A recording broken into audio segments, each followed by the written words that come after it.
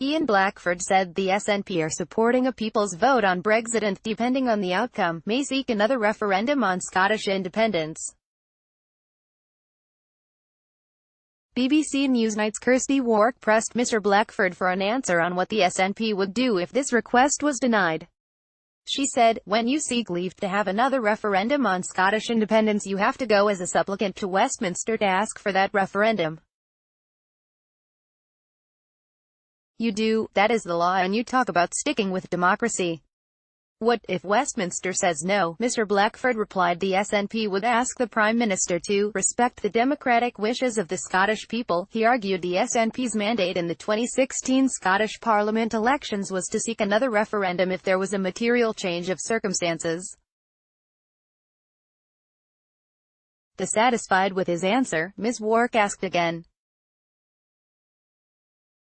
She said, "If Westminster say no, do you go for a Catalonian-style? Just do it anyway." Mr Blackford refused to rule out a Catalonian-style independence referendum for Scotland. Image, BBC Newsnight. Kirsty Wark pressed the SNP leader in Westminster for answers. Image, BBC Newsnight. Mr Blackford refused to answer the question, giving the equivocal response, "We are talking about all sorts of circumstances." He added, "Look, we would simply say to the Prime Minister to respect the will of the Scottish people." The SNP, in the last session of Parliament, asked Parliament to vote on whether or not they accepted the sovereign right of the Scottish people, the claim of right. Parliament accepted the premise of the claim of right of the Scottish people.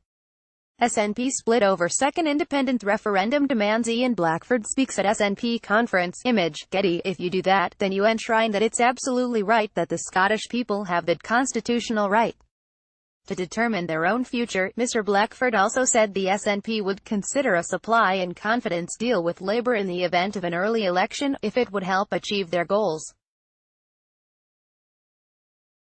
The Catalonian independence referendum was held last year and the residents of Catalonia voted to split from Spain. However, the Spanish government declared the vote illegal. SNP leader Nicola Sturgeon said the SNP support a people's vote on Brexit. Image, Getty. Whilst Catalonia unilaterally declared independence, Madrid then imposed direct rule and elections later returned a regional government favouring a split with Spain. The struggle between the pro-independence groups in Catalonia and the Spanish government fighting to keep the country together continues. The Scottish referendum in 2014 was won by those wanting to remain in the United Kingdom, 55 to 45%, but the pro-independence SNP returned 35 MPs to Westminster in 2017, indicating that the desire to split has not faded.